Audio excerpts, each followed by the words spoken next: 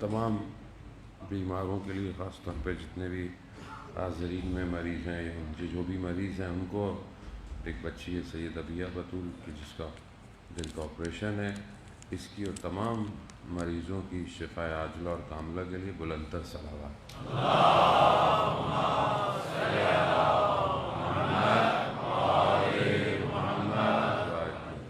ایک سورہ فاتحہ 3 دفعہ سورہ توحید پڑھ کر تمام مومنین، مومنات، مرحومین، تمام علماء، تمام شہداء، اپنے تمام مرحومین، میرے مرحومین استاد شہید شفیع جعفر اور شیخ قاسم سلیمانی کو بسم اللہ الحمدللہ یا قانون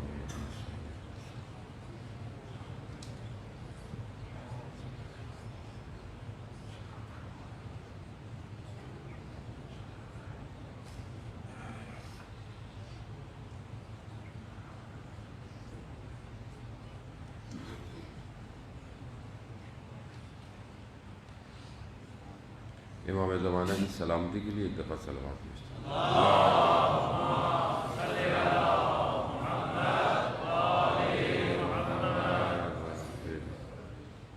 لا حول ولا قوة الا باللہ العلی العظیم حسبنا اللہ ونعم الوکیل نعم المولا ونعم النصیر اعوذ باللہ من الشیطان الرجیم بسم اللہ الرحمن الرحیم الحمد للہ الذی یؤمن الخائفین وینجی الصالحین ویضع المستکبرین ویہلک ملوکا ویستخلف آخرین والصلاة والسلام علی رسول ثقلین محبوب رب المشرقین والمغربین جد الحسن والحسین نبینا سیدنا بالقاسم محمد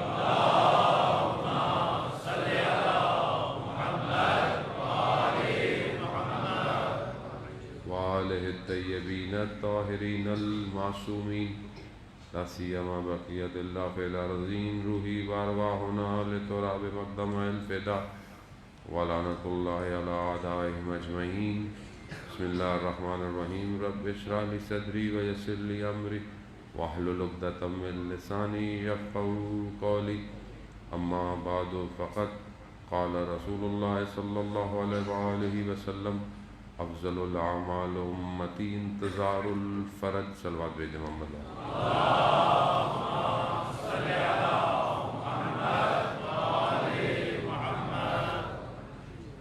عزیزاران سید الشہداء، آج یکم سفر کی شب ہو گئی اور وہ بعض تاریخوں کے مطابق یہ لٹا ہوا کارواں شام پہنچ چکا ہے اور شام میں خود پہنچنا اور پھر شام میں بازار میں کھڑے رہنا اور پھر دربار میں کھڑے رہنا، وہ اپنے اپنے اندر یہ بہت مصیبتوں کو چھپائے ہوئے ہے کہ ہمارے لیے ان کو بیان کرنا بھی سخت ہے، لیکن انہوں نے برداشت کیا جو کھڑے رہے ان بازاروں میں نہ جانے کتنے گھنٹے۔ اور ہم تو ان چند دنوں میں بھی اپنی طرف سے جو انسان کوشش کرتا ہے عزاداری کو، آپ نے بھی کیا، یقیناً آپ مسلسل کر بھی رہے ہیں اور آگے آنے والے دنوں میں بھی انشاءاللہ آپ ان ایام میں عزاداری کو قائم رکھیں گے۔ ہماری گفتگو بہرحال چند دنوں میں جو توفیق ہوئی وہ یہی تھی کہ کربلا مقدمہ ظہور ہے، کہ ہم کربلا کو سمجھیں اور کربلا کے اس پورے واقعے کو مختلف زاویوں سے دیکھیں اور اس کو آج کے معاشرے پر تحلیل کریں اور پھر اپنے آپ کو دیکھیں کہ ہم کہاں کھڑے ہوئے ہیں۔ یہ جو مارکا ہے، یہ مارکا میں نے آپ کو پہلے بھی عرض کیا کہ یہ مارکا کوئی حادثہ چھوٹا موٹا نہیں تھا، اتفاقاً ہونے والا واقعہ بھی نہیں تھا۔ کربلا جو ہے وہ پری ڈیزائن تھا، پہلے سے اسے ڈیزائن کیا گیا تھا۔ خدا کا نمائندہ بہتر جانتا ہے کہ کس طرح قوموں کو بیدار کرنا ہے، اسی حساب سے اس نے کربلا کو سجایا اور کربلا تک پہنچے امام۔ اگر یہ واقعہ وہیں رہ جاتا یا دب جاتا تو آج واقعاً کسی کو پتہ بھی نہیں ہوتا اسلام کیا ہے اور اسلام کی اصل شکل کیا ہے۔ اور یہ جو آج تھوڑے بہت یزید لعین کو اچھا کہنے کے چکر میں ہے، یہ اگر نہ ہوتا اس طرح جس طرح ہوا ہے تو وہ ان کی طرح، ان کی زبانوں کی طرح وہ واقعاً امیر ہوتا۔ اس کی وجہ یہ ہے کہ جب گلی گلی، کوچوں کوچوں، محلوں میں، ملکوں میں جب امام حسین کا ماتم کیا گیا ہے تو دنیا کو پتہ چل گیا کہ یزید کتنا بڑا لعنتی تھا۔ اسی لیے یہ بڑا ضروری ہے، جیسے آپ کہیں کہ بھائی گھر میں کر لو، آرام سے کر لو، کیوں کرو؟ کیوں کریں آرام سے؟ جب ہم بھی مسلمان ہیں، ملک میں رہنے والے ہیں، جب غیر مسلم ملک میں رہنے والے لوگ جو حکومت مسلمانوں کی بھی نہیں ہے، وہ جب جلوس کے پرمٹ دیتی ہیں، وہ جب آپ کو اپنی مین سڑکوں پہ نکلنے کو کہتی ہیں نکلو، اور وہ سب دیکھتے ہیں کہ معاملہ کیا ہے، کیا معاملہ ہے، کیا ہے، تو بہرحال وہ ان کی ذمہ داری ہے، جو وہاں رہتے ہیں ان کی ذمہ داری ہے کہ امام حسین کے درس کو جو ان کی زبان ہے اس میں اس کو سمجھائیں۔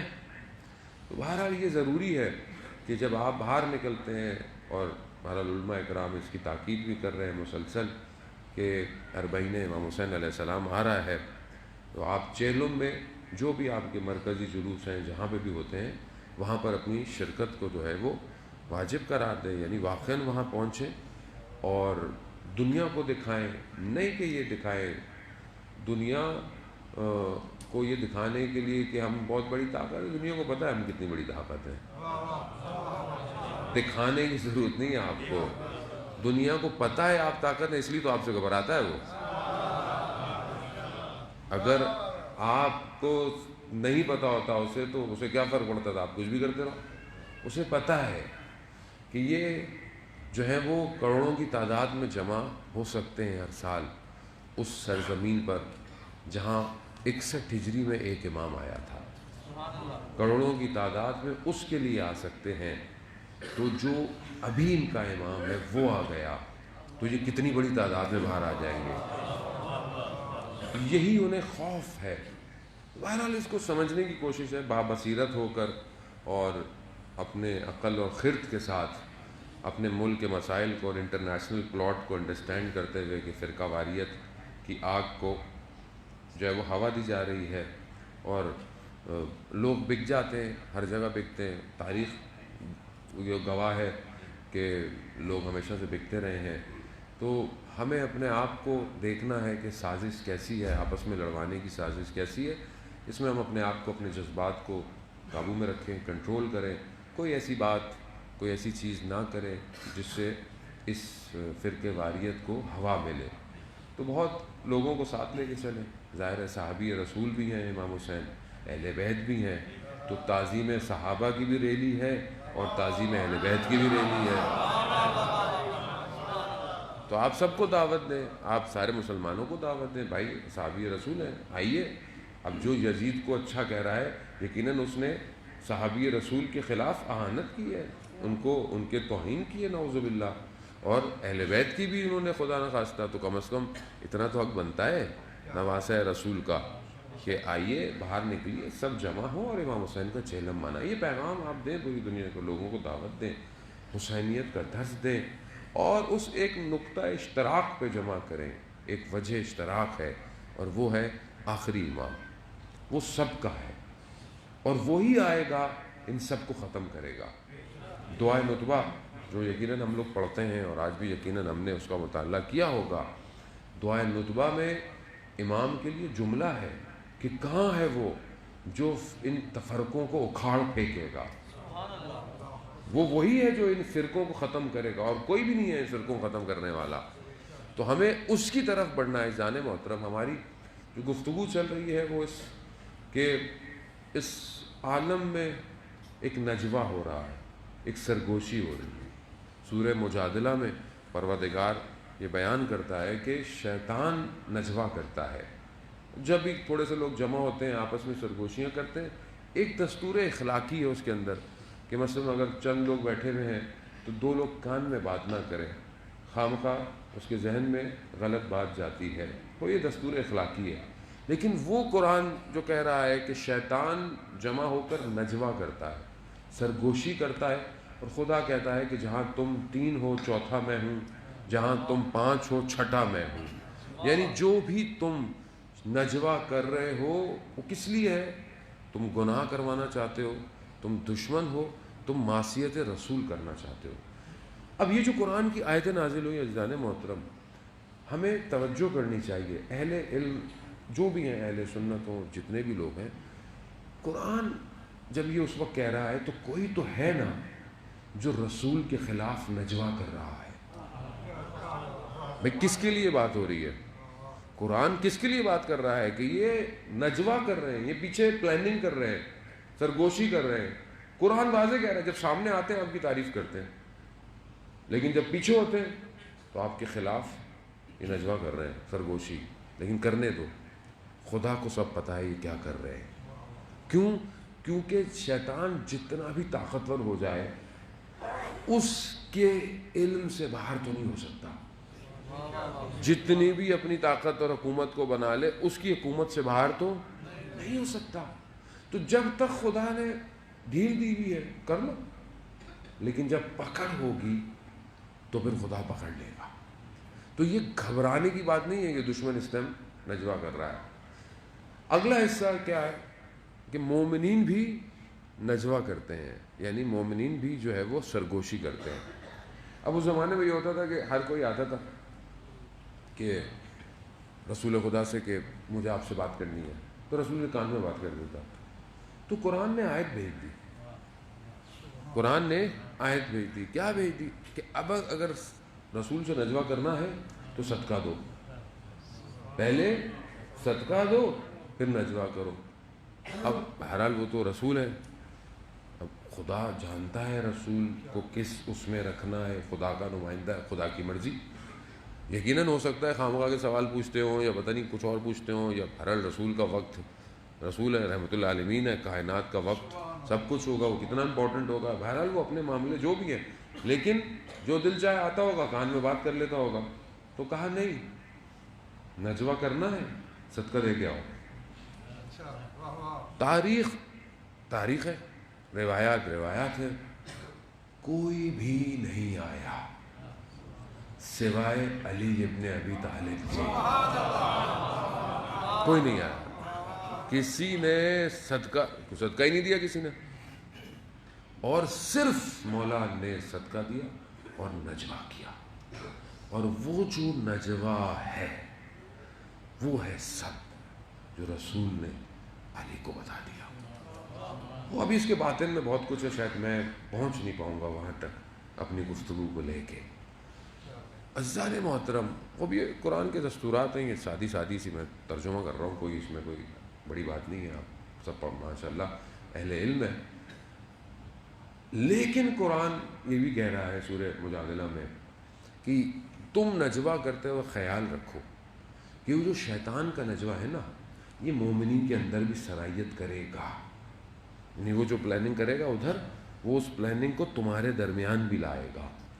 تو وہ کہا ہے کہ تم بچنا کہ شیطان کا نجوہ نہ ہو، یعنی تم کہیں اس کی اس پلاننگ کے حصے میں شامل نہ ہو جانا. تو اس کا مطلب ہے کہ اس وقت بھی مومنین کو یہ سمجھایا گیا، یہ ریڈ لائٹ دی گئی. اس کا مطلب ہے کہ کوئی پلاننگ چل رہی ہے بیک اینڈ پہ. اچھا یہ پلاننگ کیا ہے؟ رسول کے مقابلے میں آنا ہے، دشمن قرار دینا ہے. یعنی فقہ کے مقابلے میں فقہ لاؤ، اخلاق کے مقابلے میں اخلاق لاؤ، اعتقاد کے مقابلے میں اعتقاد لاؤ. یہ بہت بڑی پلاننگ ہے، یہ چھوٹی پلاننگ نہیں تھی، یہ پوری تھی. کیوں؟ کیونکہ رسول کے مقابلے میں آنا ہے. حد جو ہے حدود نظام الہی ہے نا، ان حدوں کو توڑنا ہے. کیسے توڑیں؟ اب دشمن تو اعلان بولتا ہے کہ بھئی میں آپ سے دشمنی کر رہا ہوں، میں آپ کو دشمن، آؤ لڑو، جان چھڑاؤ، ختم. نہیں، یہ سرگوشیاں کرتے ہیں، یہ پلاننگ کرتے ہیں، سامنے آتے ہیں، آپ کی تعریف کرتے ہیں، پیچھے یہ پلاننگ کر رہے ہیں. اب اس کو اگر آج آپ زمانے میں دیکھیں، کہ آج اپنے زمانے میں دیکھیں، آج آپ کے زمانے میں یہ نجوہ ہو رہا ہے، یہ پلاننگ ہو رہی ہے، یہ پلاننگیں کر رہے ہیں. کس کے مقابلے میں؟ اسلام کے مقابلے میں. اسلام کیا ہے؟ رسول خدا لے کر آئے. یعنی آج بھی جو رسول کے مقابلے میں، چاہے وہ ایک فردی گناہ کروا رہا ہو، چاہے وہ اجتماعی گناہ کرا رہا ہو، یا ایک امت مسلمہ کے مقابلے میں جتنا بھی کام کر رہا ہے، یہ رسول کے مقابلے میں نجوہ ہے. آج بھی یہ نجوہ ہو رہا ہے، اور یہ بیٹھ کر نجوہ کرتے ہیں، پلاننگ کرتے ہیں، اس کے بعد یہ نیچے، اور یہ مومنین میں بھیج رہے ہیں. اور ہم کیا کر رہے ہیں؟ ہم اس نجوے کا شکار ہو رہے ہیں. یہ جو کچھ بھی ہو رہا ہے، چاہے مسلمانوں کو آپس میں لڑاؤ، چاہے فرقوں کو آپس میں لڑواؤ، چاہے قوموں کو آپس میں لڑواؤ، اصل دشمن اسلام سے ہے، ان کو آپ سے نہیں ہے. یہ اوپر سے دیکھتے ہیں، ان کو کوئی نہیں فرق پڑتا، سنی مر رہا ہے، شیعہ مر رہا ہے، انہیں کوئی فرق نہیں پڑتا ہے نا. دونوں مرو، آپس میں مرو، لڑو مرو، انہیں کوئی فرق نہیں پڑتا. امام خمینی کا مشہور جملہ کہ تم ہاتھ باندھنے اور ہاتھ کھولنے میں لڑ رہے ہو، وہ تمہارے ہاتھ کاٹنے میں لگا ہوا ہے. سمجھے ہی نہیں، کیونکہ جو اصل اسلام کا نمائندہ ہے وہی صحیح پیغام دیتا ہے، باقی تو سب اپنی اپنی دکانوں میں لگے ہوئے سارے. وہ اوپر سے لگا ہوا ہے، دشمنی کر رہا ہے. پھر آپ نیچے اتریں، اور آپ آپس میں مومنین آپس میں اختلاف رکھتے ہیں، الگ الگ، کوئی یہ ہے، کوئی وہ ہے، کوئی فلانا ہے، کوئی فلانا ہے، کتنے ہمارے اندر بھی ماشاءاللہ. لیکن جو دشمن ہے وہ کیا بولتا ہے؟ شیعہ کافر. اس کو یہ نہیں پتا کہ ماتمی ہے، نمازی ہے، انجمن ہے، ٹرسٹ ہے، مولوی ہے، نہیں، وہ شیعہ. اور شیعہ آپس میں، اس کا مطلب اس کا نجوہ یہاں بھی آیا ہوا ہے، یعنی اس کا بہت بڑا نجوہ ہے. یہ اس نے پلاننگ کی ہے، سرائیت کی ہے، خاموشی سے بیٹھ کر، اور اس کو نیچے تک لے کر آیا. اور ہم اس کو سمجھ ہی نہیں پا رہے ہیں کہ ہمارے ساتھ ہو کیا رہا ہے، جبکہ اتنا بڑا کام ہے. اس کے علاوہ کوئی اور جگہ نہیں ہے جو آپ کو یہ ساری باتیں بتائے گا. دنیا کی کوئی university, Harvard university, Oxford university آپ کو یہ نہیں بتائے گی کہ امام تک پہنچنا کیسے ہے. یہی درسگاہ کربلا ہے جو آپ کو وہاں لے کے جائے گی. یہ اب اسی کو انہوں نے بولا اس سسٹم کو بھی خراب کرو.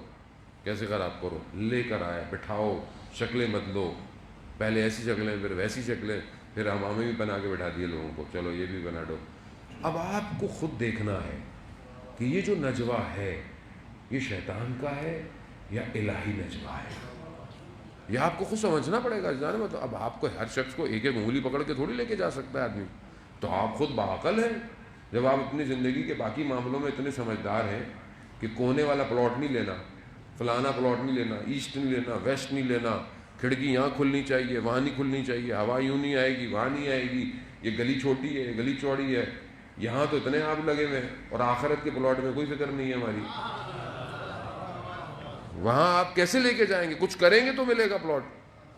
تو کیوں نہیں ہم اتنے سنجیدہ دین کے معاملے میں؟ دین صرف مسجد میں تھوڑی ہے، دین آپ کی پوری زندگی میں ہے. دین آپ کے ہر گھر میں، کام میں، بزنس میں، ہر چیز میں آپ کے. عزیزان محترم، ابھی جو اس ٹائم جو سب سے بڑا جو خطرناک نجوہ ہے، اور وہ اپنی شکل بدل چکا ہے، اور وہ ہے یہ سائبر ورلڈ، کہ جو اس نے اس پوری سائبر کو کریٹ کیا ہے، اور اس میں وہ پیچھے بیٹھ کے نجوہ کرتا ہے. اور یہ پلیٹ فارم اس کا اپنا ہے، یہ اس نے بنایا ہے. اس پر وہ ڈالتا ہے، چاہے وہ خبروں ہوں، چاہے وہ نیوز ہو، چاہے وہ انٹرٹینمنٹ ہو، کچھ بھی ہے، یہ سب اس کا نجوہ ہے. وہ پیچھے بیٹھ کے پلاننگ کرتا ہے قوم کو برباد کیسے کرنا ہے، ان جوانوں کو گناہ کیسے کروانا ہے، ان کے اعتقاد کیسے چینج کرنے ہیں، ان کا کلچر کیسے تبدیل کرنا ہے، ان کی خواتین کو گھروں سے باہر کیسے نکالنا ہے. یہ نجوہ کرتا ہے، وہ پیچھے نجوہ کرتا ہے، اور اس نجوے کو وہ ڈالتا ہے اس پلیٹ فارم کے اوپر. 24 گھنٹے نیوز چینلز، یہ جو خبریں دے رہا ہے، یہ جو پوری دنیا کا آپ کو پتا ہے کہ 96 سے 95 سے زیادہ یہ پورا سوشل میڈیا، پورے دنیا کے چینلز، پروڈکشن کمپنیز صرف چند کمپنیوں کے ہاتھ میں ہے، چند کمپنیوں، اور ساری وہ کمپنیاں کس کی ہیں؟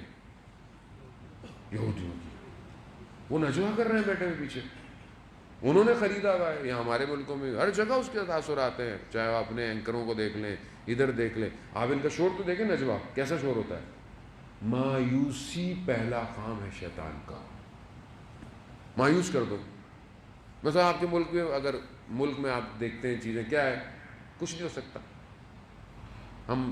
ہمارے یہاں کچھ نہیں ہو سکتا، ہم لوگ ناکام ہیں، ہمارے یہاں سب فیل ہے، کوئی اچھا کام نہیں ہے، سب یہ برائی، وہ مسئلہ، یہ مسئلہ، وہ مسئلہ، یہ مسئلہ۔ آپ کہتے ہیں یار سارے مسئلے ہمارے پاس ہی ہیں، جو اچھے کام ہو رہے ہیں وہ دکھائے نہیں ہیں۔ اگر آپ کو، یا آپ کو موٹیویٹ تو کریں، پروموٹ تو کریں، چلے مشکل تو ہر جگہ ہے دنیا میں، کہاں نہیں ہے مشکل، تو آپ مشکل کا حل دیں، نہیں، کیونکہ نجوا کہیں اور ہو رہا ہے اور ان کے کانوں میں سرایت کیا جاتا ہے، ہر آدمی استعمال ہے۔ یہ دنیا کے سارے چینل جو 24 گھنٹے چلتے ہیں اس ٹائم، یہ سب، یعنی یہ بعض جو آپ کہتے ہیں اخلاقی برائی چیزیں جو ہوتی ہیں وہ حرام ہے، یہ جو نجوا ہے یہ حرام سے بھی بڑھ کر ہے، یہ جو قوموں کو برباد کر رہا ہے، تباہ کر رہا ہے، جو چاہتا ہے وہ دکھاتا ہے، جیسے چاہتا ہے وہاں سے لے کے جاتا ہے، اور اس سے اب یہ پورا پلیٹ فارم آپ فیس بک، انسٹاگرام، یوٹیوب، سب کس کا ہے؟ سب ان کا ہے، جو دل چاہے، اور ہمیں پتہ ہی نہیں ہم استعمال ہو رہے ہوتے ہیں۔ جیسے ابھی مثال کے طور پر ابھی حالات اچھے نہیں ہیں، مناسب نہیں ہیں، آپ اتحاد کی بات کریں، لیکن ہمارے میں سے کچھ لوگ لان تان بھی کر رہے ہیں، پوسٹیں بھی ڈال رہے ہیں، یہ بھی کر رہے ہیں۔ جو لوگ پاکستان میں نہیں بیٹھے وہ زیادہ کر رہے ہیں، ان کو نہیں پتا کہ ان کی حرکتوں کی وجہ سے یہاں کوئی مومن شہید ہو جاتا ہے، کسی کے اوپر مشکل ہو جاتی ہے، کسی کے اوپر پریشانی ہو جاتی ہے، کسی کو فرق نہیں پڑتا، کیوں؟ کیونکہ اس نجوے کا شکار ہے وہ، یہ اس کا ہے۔ یہ اگر آپ اس کو الہی استعمال نہیں کریں گے آپ اس کا شکار ہو رہے ہیں، آپ سمجھ ہی نہیں رہے ہیں کیا ہو رہا ہے دنیا میں۔ فیس بک جو ہے وہ اتنا اپلوڈ مانگتی ہے، آپ اتنے پتہ نہیں کتنے ملین پکچرز، کتنے ملین چیزیں ڈیلی اپلوڈ ہیں فیس بک پہ، کس کی جگہ ہے؟ کہاں ڈیٹا سیف ہوتا ہے؟ یہ سارا فری اپلوڈ ہے۔ موبائل کا میموری کارڈ خریدنے جائیں چھوٹا سا 200-300 روپے کا آتا ہے، اتنا ڈیٹا فری میں اپلوڈ ہو رہا ہے، کہاں اپلوڈ ہو رہا ہے؟ کون آپ کو جگہ دے رہا ہے؟ دنیا کے کتنے سرور کہاں رکھے ہوئے ہیں؟ سارے سرور کس کی ہے؟ یہ سپیس کون ہے جو آپ کی عادتوں کو دیکھ کر آپ کے اوپر ٹیسٹ کرتا ہے چیزوں کو، آپ کی لائکس دیکھ کر آپ کے لیے چیزیں ڈیزائن کرتا ہے؟ مگر آپ کو سمجھ میں نہیں آتا، آپ دو چیزیں لائک کریں، آپ کے فیس بک پہ، یوٹیوب پہ سائٹ پہ وہی اشتہار آنا شروع ہو جائیں گے۔ کیوں؟ آپ بعض اوقات بولتے بھی نہیں ہیں، آپ صرف گئے ہوتے ہیں کسی جگہ پر، اس جگہ کی لوکیشن کی وجہ سے ایڈ آنا شروع ہو جاتے ہیں آپ کے۔ کیسے آ رہے ہیں؟ خود نجوا کر رہا ہے وہ، محنت کر رہا ہے وہ۔ بچے کے ہاتھ میں موبائل دیں، ٹیبلٹ دیں، نہیں ریسرچ، بچے کو شکل دیکھ کر، بچے کی آواز سن کر ایڈ چینج ہو جاتے ہیں، اس بچے کے حساب سے کمرشل آتا ہے۔ آپ اپنے ہاتھ میں وہی گیم کھیلنا شروع کر دیں، آپ کو دیکھ کر کمرشل چینج رہے گا۔ کیوں؟ وہ فیس ریکگنیشن کر رہا ہے۔ آپ نے، ہم تو خود ہی دیتے ہیں نا بھائی، وہ موبائل تو دیکھیں میرے منہ سے کھل جاتا ہے، وہ آپ کے سارے فیس فیچر لے رہا ہے، آپ کی فنگر پرنٹس، آپ کی ساری چیزیں اس نے ڈیٹا لے لیا ہے، ایک ایک شخص کی انفارمیشن اس کے پاس، وہ آپ کی ساری انفارمیشن رکھتا ہے، آپ سے بغیر پوچھے وہ آپ کی باتیں ریکارڈ کرتا ہے، وہ آپ کی ویڈیو ریکارڈ کرتا ہے، وہ نجوا کر رہا ہے۔ کیوں؟ کیونکہ وہ بہت بڑے معرکے کے لیے تیار ہے، بہت بڑا معرکہ ہونے والا ہے۔ کربلا بہت بڑا معرکہ تھا، اب اس سے بڑا معرکہ ہونے والا ہے دنیا کے اندر۔ آسان ہے، آپ سمجھتے ہیں؟ یہ جو آپ کو روڈوں میں عجیب عجیب سی شکلیں لوگ نکلے ہوئے باہر مل رہے ہیں آج کل، یہ نجوا ہے ان کا، یہ انہوں نے نجوا کہیں کیا ہے، اس کے اثرات یہاں ہو رہے ہیں۔ یہ دکھا رہا ہے، یہ دجال اپنی فوج پوری دنیا میں جمع کر رہا ہے، اور کیا ہے؟ مطلب حسین کے مقابلے میں اگر کوئی آئے تو کون ہوگا؟ کون ہوگا؟ آپ سمجھو، امام حسین علیہ السلام کے مقابلے میں کوئی آ رہا ہے، کون ہوگا؟ یعنی اسی نظام کو آج کا نظام لے کر آپ کے سامنے لا رہا ہے. جمع ہو رہے ہیں یہ، انہوں نے پورے خطے میں جمع ہو رہے ہیں. آج دیکھیں آپ کتنے اسلامی ملک جو ہیں وہ غاصب حکومت کو قبول کرنے کو تیار ہو گئے ہیں. کہاں تک پہنچ گیا ہے؟ ادھر بھی پہنچ گیا. یعنی اب بچا ہی کیا جب آپ کا خانہ کعبہ بھی ان کے پاس چلا جائے گا. کہاں پہنچ گیا ہے یہ؟ یعنی اپنا دائرہ لے کر قریب آ رہا ہے. اسے پتا ہے کہ معرکہ یہی ہونا ہے. ہم غفلت میں ہیں، ہم سو رہے ہیں، ہمیں نہیں پتا، لیکن اسے پتا ہے کہ ان کا آخری آئے گا مکہ میں. مکے کو گھیرو، تنگ کرو. کیوں؟ جب مکہ ہمارے کنٹرول میں ہوگا تو وہ آ کے کیا کرے گا؟ وہ اکیلا کیسے آئے گا؟ یہ پوری طاقت ہے رہا ہے. وہ اس پورے خطے کو اس نے اپنے کنٹرول میں لینا ہے. عزیزان محترم، وہ کچھ بھی کر لے، وہ کچھ بھی کر لے. اس نے گھیرا تنگ کیا تھا اس وقت بھی پوری اسلامی حکومتوں سے، سارے گورنروں کو خرید کے، سب کو خرید کے اس نے پوری کوشش کی تھی کہ بس یہ چند لوگ ہیں، اگر نہیں مانتے تو گردن ہٹا دو. دو تو ادھر ادھر ہو گئے، لیکن یہ ایک کیونکہ اللہ کا نمائندہ تھا، یہ نہیں ہوا. یہ وہاں لے آیا، یہ ان کو بھی لے آیا. یہ سمجھے کہ سب معاملہ ختم ہو جائے گا، لیکن اس نے ایسا کام کیا کہ آج تک قومیں بیدار ہیں. اور یہ پیغام دے دیا کہ جب بھی عالم اسلام میں اگر یزیدیت جیسا وائرس آئے گا تو یہی ایک ایسا سافٹ ویئر ہے ولایت علی ابن ابی طالب کا کہ اس وائرس کو دور کر دے گا.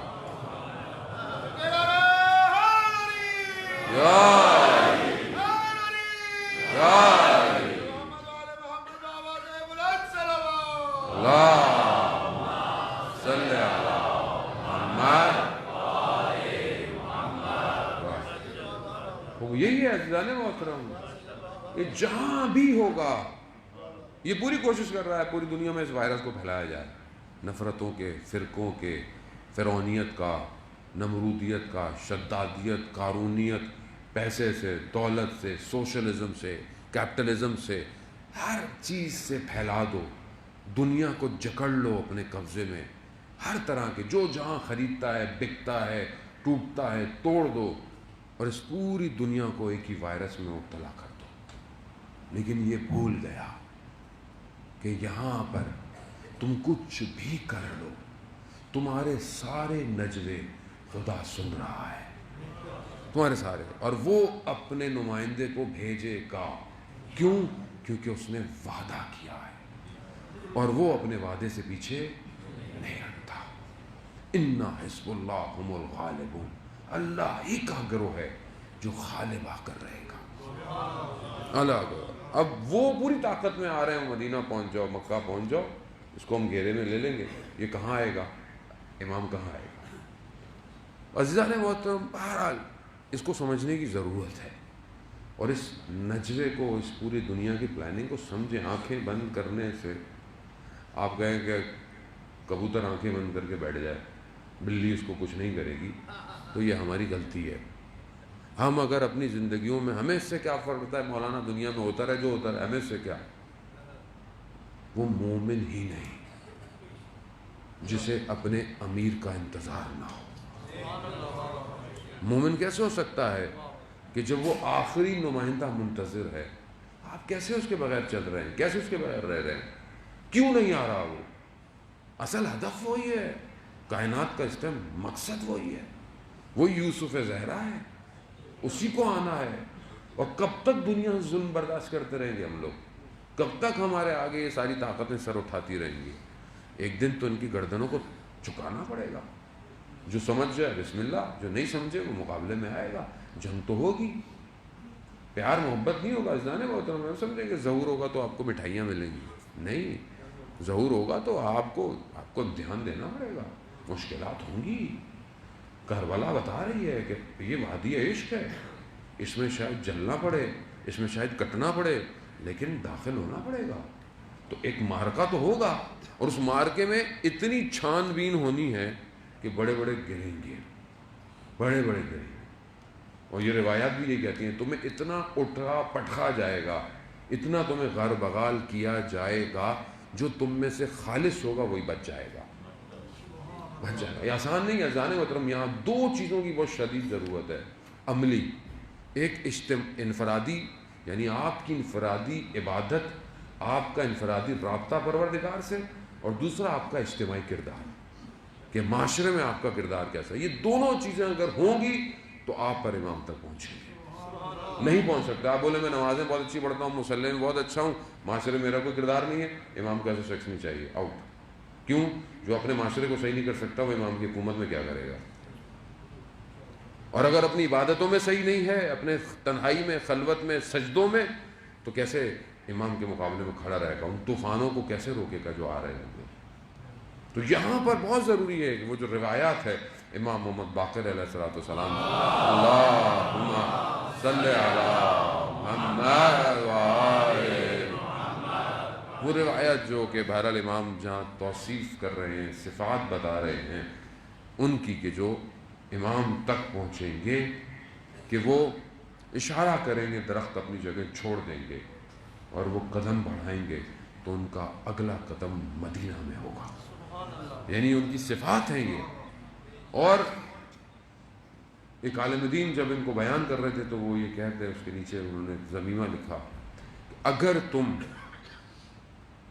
ان صفات کو پہلے تو اپنے اطراف میں ڈھونڈو کہ کس میں یہ صفات پائی جاتی ہیں، اور اگر تمہیں کوئی نہ ملے تو ان صفات کو اپنے اندر ایجاد کرو، ایجاد کرو. اپنے آپ کو کیوں اتنا کمزور ہے؟ تو عزیزان اس حالت میں ہی ہم آگے بڑھیں گے.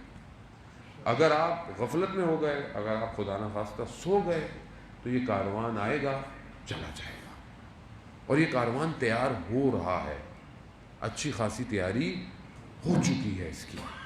یعنی ایسا نہیں ہے کہ یہ کاروان، خود امام اس کاروان کی رہنمائی کر رہے ہیں، اس عالم غیبت میں سے خود آگے لے کے بڑھ رہے ہیں.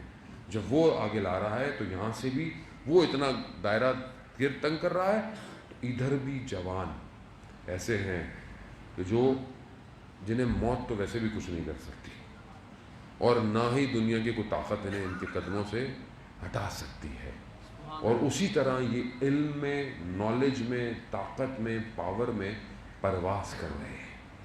کوئی چیز روک نہیں. جب وہ کچھ بنا سکتے ہیں تو یہ اس سے کئی گنا طاقتور چیز بنا رہے ہیں. یہ ہمارے اپنے لیے بھی، ہم بھی اسلامی ملک ہیں، اجزال محترم مسلمان ہیں، لا الہ الا اللہ کے نام پر الگ ہوئے ہیں. بہرحال آپ کا اچھا خاصا مجمع جو ہے وہ آرمی کا بھی ہوتا ہے، فوج کا بھی ہوتا ہے، ڈیفینسو بھی ہوگا، کرنل بھی ہوگا، جنرل بھی ہوگا، لوگ بھی ہوں گے، سپاہی بھی ہوں گے، ڈیفینس ہیں. ہم کہاں ہیں بحیثیت قوم؟ ہماری فوج کہ جو بہرحال دنیا کے نامور، دنیا کی فوجوں میں سے ایک فوج ہے، یہ امام زمانہ کے لیے کیا کر رہی ہے؟ سوال ہے. کوئی مسلمان تو ہیں سارے، خدا نخواستہ فوج میں تو کوئی ہندو نہیں ہوتا میرے خیال میں، یا تو میری نالج نہیں ہے، ہوگا بھی تو شاید کچھ ہوگا، کرسچن بھی ہو سکتا ہے. اگر کرسچن بھی ہو تو حضرت عیسیٰ کا تو انتظار کر ہی رہا ہوگا، لیکن زیادہ تو مسلمان ہی ہیں. تو بحیثیت مسلمان ہم امام زمانہ کے لیے کیا تیاری کر رہے ہیں؟ یا تو ہمارا ایمان نہیں ہے. اگر ہمارا ایمان ہے، مسلمہ عقائد ہیں، اہل سنت کی مسلمہ عقائد ہیں کہ امام کا ظہور ہوگا، تو ہم بحیثیت ایک اتنی بڑی آرمی، اتنی بڑی طاقت جو خدا نے ہمیں دی ہے، نعمت دی، صلاحیت دی، ہم امام زمانہ کے لیے کیا کر رہے ہیں؟ یہ ہماری ذمہ داری ہے. جانے تم روز قیامت تو میں خدا کو جواب دینا ہے، نہ مجھے جواب دینا ہے، نہ کسی اور کو جواب دینا ہے، لیکن خدا کو تو جواب دینا ہے. مسلمان تو ہیں ہم لوگ. جب مسلمان ہیں تو خدا کو جواب دینا ہے کہ ہمیں تمہیں اتنی طاقت دی تھی، ہم نے تمہیں اتنی صلاحیتیں دی تھیں، تم نے امام زمانہ ہمارے آخری حجت کے لیے کیا کیا؟ کیا کر رہے ہو اس ٹائم دنیا میں؟ کتنا تم زمینہ فراہم کر رہے ہو کہ کل تم امام سے ملو گے جا کے، یا خدا نخواستہ امام کے مقابلے میں آؤ گے؟ یہ سوالیہ نشان ہے عزیزان محترم. یہ نہ اگلے سال سے مجھے مجلس پڑھنے سے منع کر دیں. یہاں پہ صلوات بھیج دیں محمد صلی اللہ محمد. دیکھیں ہم تو سرباز امام زمان ہیں، ٹھیک ہے، ہمیں تو امام کی نوکری کرنی ہے، ٹھیک ہے. اب جو امام کی نوکری کرے گا ہم اس کو سر آنکھوں پہ، لیکن اب جو امام کے مقابلے میں آئے گا جانے محترم، تو پھر کس کربلا پہ روئے، کس کربلا پہ گریہ کیا؟ تو جب اللہ نے صلاحیت دی ہے، اتنی طاقت دی ہے، تو اس کو اللہ کی راہ میں خرچ کریں، نہ کہ دنیا کی راہ میں خرچ کریں۔ کس چیز کا خوف ہے؟ کس چیز کا خوف ہے؟ مرنے کا خوف ہے؟ وہ مرتا تو ہے ہی نہیں ہمارے یہاں، ویسے ہی شہید ہے۔ اور شہید کو قرآن کیا کہہ رہا ہے کہ تم گمان نہ کرو، گمان نہ کرو کہ جو اللہ کی راہ میں مارا جا رہا ہے، بلکہ بل احیاء، بلکہ زندہ ہے، عند ربہم یرزقون، اللہ کے نزدیک رزق پا رہا ہے۔ تو ہم ہر فیلڈ میں ہوں، چاہے بہرحال ہم ایجوکیشن میں، آئی ٹی میں، کسی میں اجزاء میں، ہمیں محنت کرنی ہے۔ ہمیں جب ہم خدا کی خاطر، امام کی خاطر بڑھیں گے تو ہمیں علم بھی عطا ہوگا، ہمیں یہ ساری چیزیں۔ اگر ہم امام کی خاطر نہیں بڑھیں گے تو پھر شیطان کا نجوہ ہوگا اور شیطان ہی کا علم عطا ہوگا۔ جب شیطان کے ماننے والے اتنی ٹیکنالوجیاں بنا رہے ہیں، دکھا رہے ہیں، ہمیں یوں دکھا رہے ہیں، تو ہم نہیں بنا سکتے؟ کیوں نہیں بنا سکتے؟ اس کی ٹیکنالوجی کھوکھلی ہے ساری۔ کیوں؟ کہ اس کے پیچھے بیٹھنے والے کا ایمان، عقیدہ نہیں ہے۔ ہمارے والا جو ہوگا اس کے پاس ایمان بھی ہوگا، عقیدہ بھی ہوگا، عبادت بھی ہوگی، بندگی بھی ہوگی۔ تو وہ کہاں لے کے جا رہا ہے اپنے آپ کو؟ کیا اس مقابلے میں لایا ہے کہ ہم امام کے لیے تیار ہیں؟ عزیزان محترم، ہمیں اس طرف سوچنا چاہیے۔ دیر کر رہے ہیں ہم ظہور میں، ہم خود دیر کر رہے ہیں جب ہم آمادہ نہیں ہیں۔ روز جمعہ ہے ویسے بھی بہرحال، اور متوقع ظہور کا دن تھا جو کہ گزر گیا، اور امام آج بھی نہیں آیا۔ میں نے کیا کیا آج امام کے لیے؟ یہ میں اپنے آپ سے سوال کروں۔ آپ نے کیا کیا؟ آپ خود اپنے آپ سے سوال کریں کہ آج ہم نے امام کو کتنا یاد کیا؟ صبح سے کون سا ایسا کام کیا جو صرف امام کے لیے ہو؟ جمعے کا دن تھا نا، ہفتے میں ہر دن آپ کو پتہ ہے ایک معصوم کا ہے، چند معصومین کا ہے، کسی کا ہے۔ جمعے کا دن امام کا دن ہے، ایک دن ہفتے میں امام کا دن ہے۔ اچھا، ہونا تو یہ نہیں چاہیے، ہونا تو یہ چاہیے ہر روز، ہر لمحہ ہم امام کو یاد کریں۔ حقیقت تو کربلا یہی کہتی ہے، لیکن ایک دن ہفتے میں ہے تو اس ایک دن میں بھی ہم نے اپنے وقت کے امام کو کتنا یاد کیا، کتنا یاد کرنا چاہیے تھا۔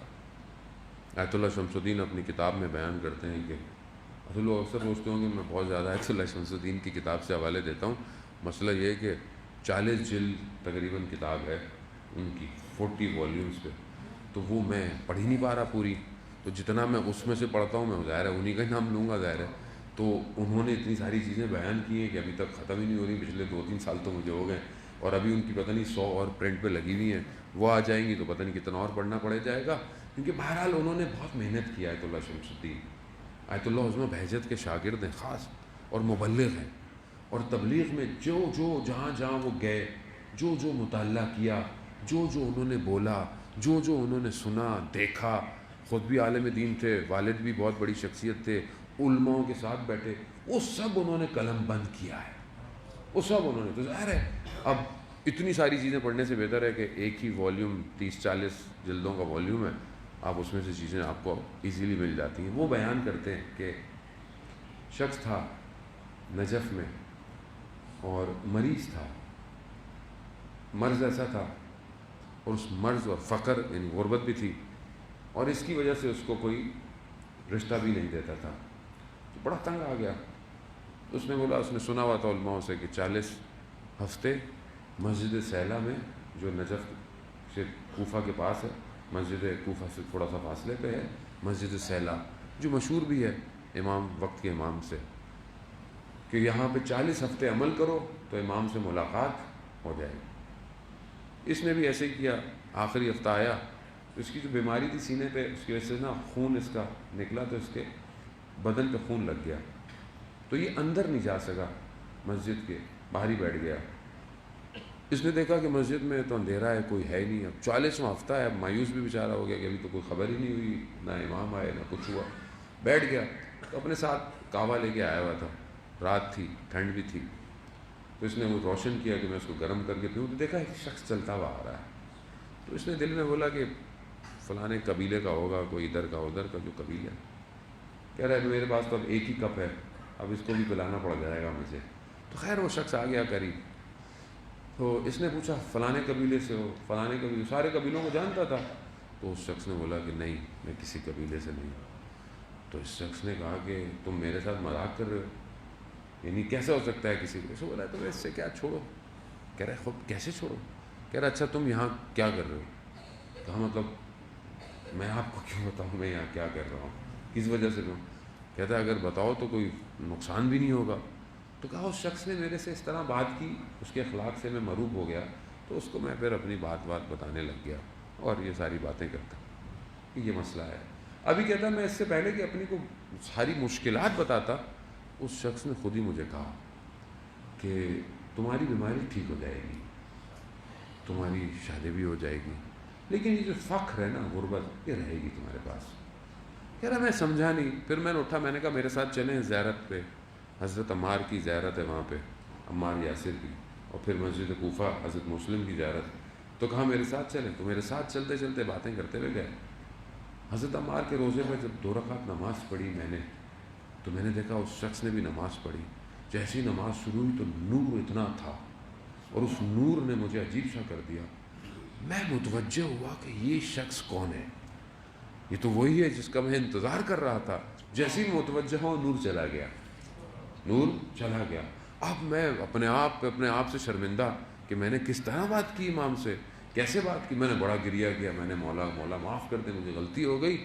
اور دیکھیں آپ نے کہا تھا کہ حضرت مسلم کی زیارت تک چلیں گے، تو دوبارہ حضرت مسلم کی زیارت تک تو میرے ساتھ آ جائیں۔ کہتا ہے میں مسجد کوفہ میں گیا تو میں نے دیکھا کہ وہ نور دوبارہ آیا، اور مسجد کوفہ گیا اور حضرت مسلم کی زیارت کی۔ کہا اس کے بعد میری بیماری ٹھیک ہو گئی، میری شادی بھی ہو گئی، لیکن وہ فقر میرے ساتھ رہا۔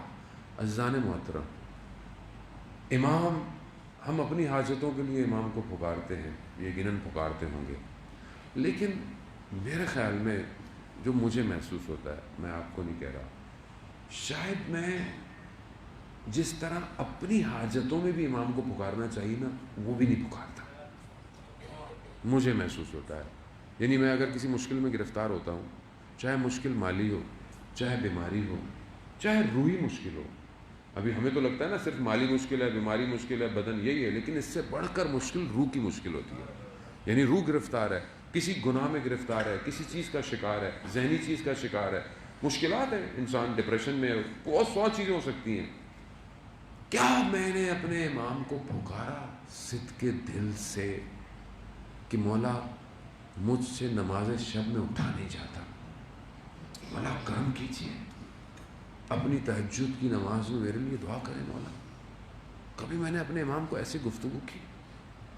کبھی میں نے پکارا کہ مولا کہ میرا کیا ہوگا، زندگی میری گزرتی جا رہی ہے اور میں آپ کو دیکھ نہیں پا رہا؟ عزیزان محترم، دعائیں نتبہ پڑھیں، ترجمہ پڑھیں، عربی اگر اس طرح نہیں آتی ہے ترجمہ پڑھیں، دیکھیں تو صحیح کہاں ہے وہ کہ جو زمین اور آسمان کے متصل ہونے کا سبب ہے، کہاں ہے وہ جو طٰہٰ کا بیٹا ہے، یاسین کا بیٹا ہے، کہاں ہے وہ، کہاں ہے وہ؟ امام کس کو کہتے ہیں؟ امام وہ ہے کہ جو خود اصل میں عالم کا نور امام ہے، پورے عالم کا جو نور ہے اسے امام کہتے ہیں۔ یہ نور مجھ سے دور کیوں ہے؟ کیوں نہیں یہ آنکھیں دیکھتی عزیزن الیہ کہ میں ساری مخلوق کو تو دیکھتا ہوں مگر میں آپ کو نہیں دیکھتا مولا؟ میں کیسے پہنچوں گا؟ میں کیسے؟ عزیزان محترم، اتنا دنیا، مادیت، اتنا پریشر ہے انسان کے اوپر کہ اسے امام سے توڑنا ہے کسی بھی طریقے، سب امام سے دور کرنے کے لیے۔ غفلت میں نہ آئے، دشمن جانتا ہے کہ یہ ایک ہی شخص ہے جو بشریت کو نجات دے گا، پوری دنیا کو نجات دے گا، ایک ہی شخص، اسی سے دور کر دو۔ لیکن وہاں میری بھی تو ذمہ داری بنتی ہے کہ میں تڑپوں تو صحیح امام کے لیے، کریا تو کروں امام کے لیے، روؤں امام کے لیے، مولا کب، کیسے ملیں گے، کب میں آپ کو دیکھوں گا؟ اور میری تنہائی، میری خلوت میں اپنے امام کو یاد کرتا ہوں، سونے سے پہلے بات کرتا ہوں، اٹھ کے یاد کرتا ہوں، دن گزر گیا، ہفتہ گزر گیا، مولا نہیں ہے۔ کبھی میری آنکھیں تڑپیں، دروازے کی طرف کھڑی ہوئی، کہ میرے گھر میں بھی کبھی کوئی آئے. عزیزان محترم، میری بیٹی نے مجھے کہا کہ ایک فریم رکھ دیں، خالی فریم ہو. میں نے کہا اس پہ کچھ لکھ دیتا ہوں، انا بقیت اللہ یا مطلب منتظر. کہا نہیں، کچھ بھی نہیں لکھیں، صرف فریم رکھیں. اور ہم جب بھی اس فریم کو دیکھیں گے تو ہمیں یاد آئے گا کہ ایک شخص کی تصویر ہمارے گھر میں کم ہے. کچھ رکھیں ایسا امام یاد آئے. کہیں تو آپ محسوس کریں نا کہ آپ کی زندگی میں کمی ہے. جب آپ کو یہ کمی محسوس ہی نہیں ہوگی تو امام کہاں آئے گا؟ وہ تو استاد دانشمند کا واقعہ کل شاید میں اسلام آباد میں پڑھا کہ وہ ایک جوان دیکھتا ہے اپنے گھر کی بیل بجی، اس نے تصویر میں دیکھا، کیمرے میں دیکھا کہ ایک سبز جو ہے وہ قبا پہنے ہوئے. کہا کون؟ کہا مہدی ہوں. کہا مولا؟ کہا ہاں. کہا مولا 2 منٹ دیجیے گا، میں ابھی دروازہ کھولتا ہوں. کہا اپنے گھر کی چیزیں سمیٹی اور جیسے ہی باہر نکلا تو دیکھا امام گلی کے کونے پر اور آنکھوں میں آنسو ہیں اور آسمان میں خدا کی طرف متوجہ ہو کے کہنے پروردگار گواہ رہنا میں نے ان سب کے دروازے کھٹکھٹائے تھے، مگر کوئی کہتا ہے 5 منٹ بعد، کوئی کہتا ہے 3 منٹ بعد، میرے لیے تیار نہیں ہے. ایک عالم دین تھے، ساری زندگی امام زمانہ پہ مجلس پڑھتے رہے. ایک جگہ مجلس پڑھ رہے تھے تو دیکھا ایک اچھی ادھیر عمر کے لوگ، 50 سال 70 سال 45 سال کے لوگ بیٹھے ہوئے، کم از کم 40 سال کے تو لوگ. تو انہوں نے کہا کہ آپ نے اگر ظاہر اس زمانے میں جس جگہ کی وہ بات کر رہے تھے وہاں ویسے ہی ہوگا کہ آپ نے اپنے گھر میں اگر مرغیاں پالی بھی ہوں، آپ نے حیات میں صحن میں مرغیاں پالی بھی ہوں اور آپ اپنے گھر آئیں اور آپ کی مرغیاں نہ ہوں تو آپ کیا کریں گے؟ کہا باہر جائیں گے، دروازے پہ دیکھیں کہیں باہر تو نہیں نکلی. باہر نہ ہو کہاں جائیں گے؟ کہا گلی کے کونے پہ جائیں گے. کہا گلی کے کونے پہ نہ ہو تو کہا بازار تک جائیں گے، کہیں وہاں تو نہیں چلی گئی. کہا مرغیوں کی قیمت کتنی ہے کہ ایک دن کھو جائیں تو آپ اتنا ڈھونڈتے ہیں اور وہ 1100 سال سے نہیں آیا. آپ نے ایک دفعہ نہیں ڈھونڈا اسے. یعنی خود انسان اپنے اوپر گریا کرے. یعنی جب ہم بھی گم گئے تھے، ہم بھی کیا چیز تھی. ہر شخص بہرحال کسی نہ کسی وجہ سے جاتا ہے. میں تو اسی وجہ سے گیا تھا کہ میں نے روایت سنی تھی کہ جو کالے پرچم ہے نا وہ کم سے نکلے. اسی لالچ میں گم گیا تھا کہ جب وہ کالے پرچم امام کے لیے اٹھے شاید میں وہی ہوں. اور وہیں سنا تھا کہ شاید کم کی گلیوں میں کہیں امام نظر آ جائے، لیکن وہاں جا کے کھو گیا اور امام کو نہیں ڈھونڈا. عزیزان وطن، کیسے پہنچے کربلا؟ کیسے پہنچے؟ زیارت ناہیہ میں کس طرح وقع امام کربلا کے واقعے کو ترسیم کر رہا ہے. میرا سلام ہو اس چہرے پر جو خاک پر رکھا رہا.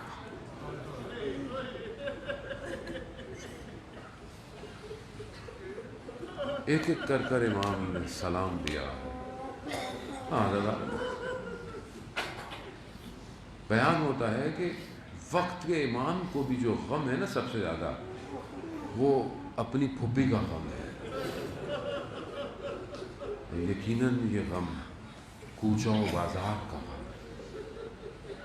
ہاں بڑا گریہ کیا آپ نے، اور یہ ایام ویسے بھی اسارت کے ایام ہیں. عزیزان محترم، اس پورے واقعے میں جو انہوں نے روز عاشورہ بھی جو سختیاں مشکلات دیکھیں وہ تو دیکھیں،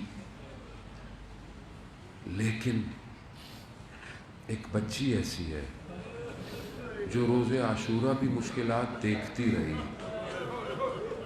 اور اس کے بعد اس کی مشکلات میں اور اضافہ ہو گیا. یہ جو بچی ہے نا، اس بچی کی اور اس بچی کی دادی میں کچھ چیزیں ایک جیسی ہیں.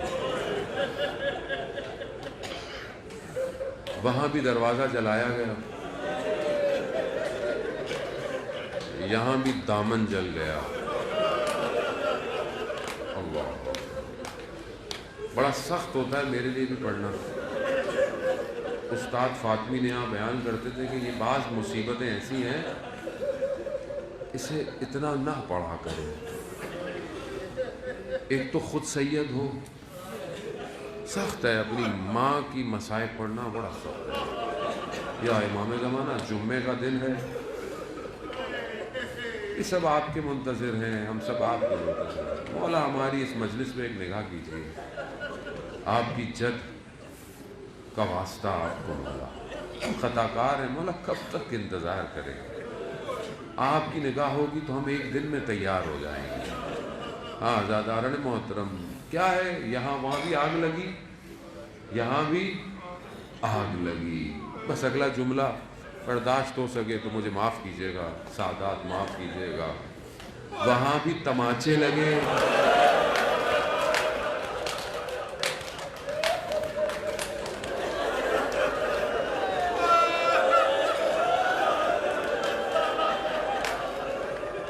یہاں بھی تماچے لگے.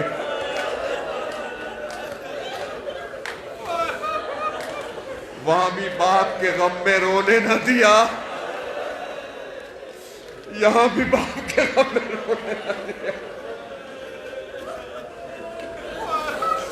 اللہ اکبر، بڑی مماثلت ہے نا دونوں میں. اللہ اکبر. اللہ دستور پرانا تھا، کربلا میں کوئی نیا کام نہیں ہوا ہے. جو مدینہ میں ہوا وہی کربلا میں ہوا. ہاں زاداران محترم، روز عاشورہ علماء بیان کرتے ہیں کہ جیسے یہ رخصت ہوا ہے نا، مولا رخصت ہوئے نا اپنی بہن سے، تو بعض مقاتل کہتے ہیں بیٹی سے بھی رخصتی لی ہے. کیسے لی ہے؟ بہرحال بعض مقاتل کہتے ہیں کہ بہرحال امام نے بچی کو اپنے آغوش میں لیا، نہ جانے کیا کہا ہوگا، کیسے. مقتل خاموش ہیں، ہو سکتا ہے یہی کہا ہو کہ بیٹا آپ سب سے پہلے ہمارے پاس آئیں گی. اللہ اکبر. لیکن جملے ہیں بچی کے مقتل کے اندر. کیا ہے؟ بچی جو صبح سے دیکھ رہی ہو کہ جو گیا ہے واپس نہیں آیا، اب باپ بھی جا رہا ہے، بابا بھی جا رہا ہے. اسے پتا ہے بچی نے اتنا ضرور کہا، کہتے ہیں مقتل کہتا ہے بچی نے کہا بابا اگر ہو سکے تو ہمیں مدینہ واپس چھوڑ.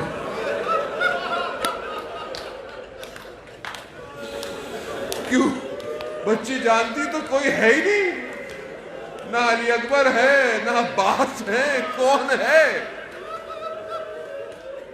مولا کہتے ہیں بیٹا اب ممکن نہیں ہے، اب اجازت نہیں ہے، وقت نہیں رہا اب. ہاں زاداران تم مولا گئے، میں نہیں پڑھوں گا مولا کس طرح گئے، کیا ہوا مولا کے ساتھ، یا آپ سنتے رہتے ہیں.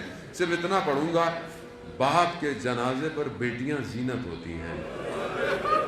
بس اتنا پڑھوں گا.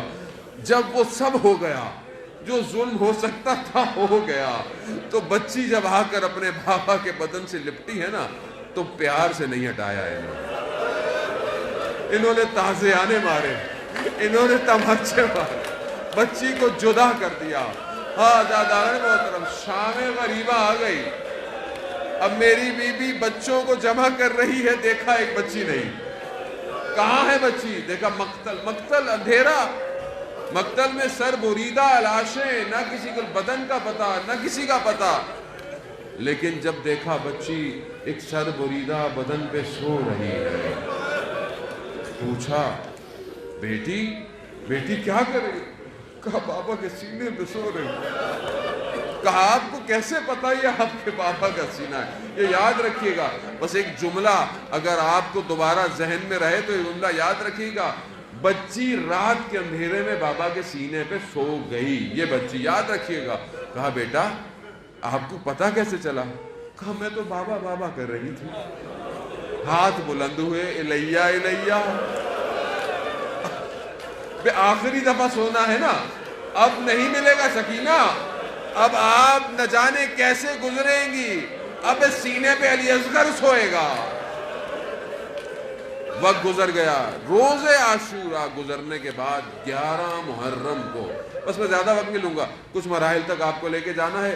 حضرت پھر زندگی رہی نہ رہی، ہمت ہوئی نہ ہوئی، غم حسین تو رہے گا، ہم رہے نہ رہے.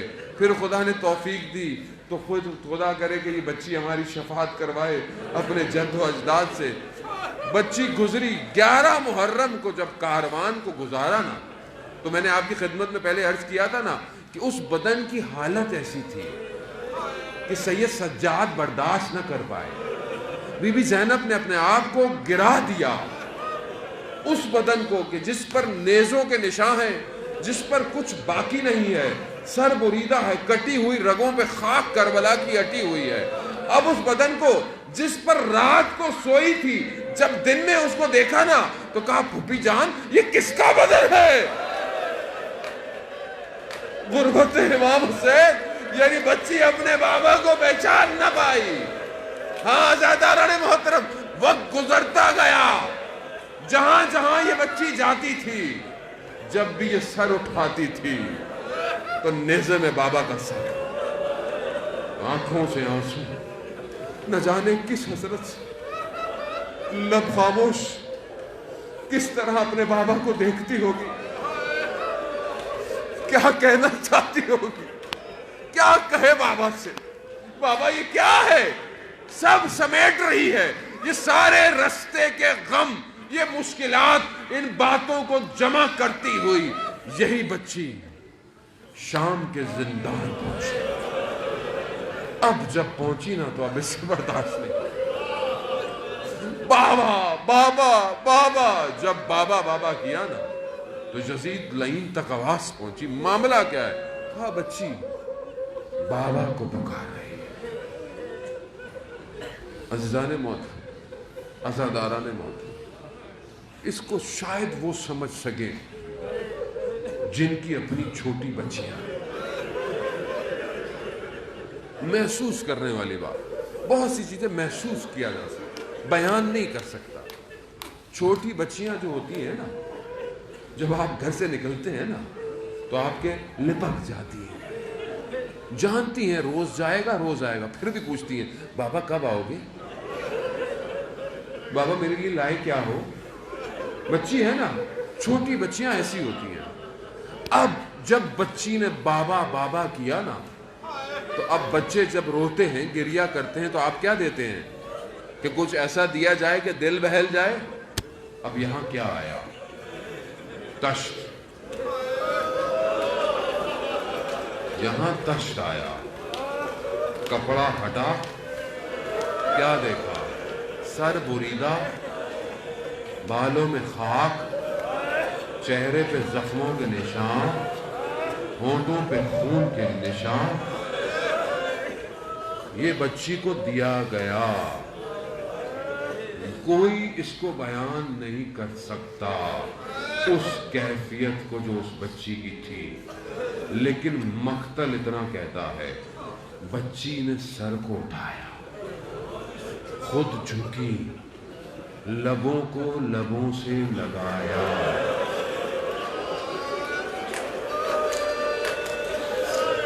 اب جو رستے کے غم تھے نا، اب بولنا شروع ہو گئی. من الذی، بابا بابا کہاں تھے؟ بابا خیموں کو آگ لگی کہاں تھے؟ بابا تماچے لگے کہاں تھے؟ بابا تازیانے لگے کہاں؟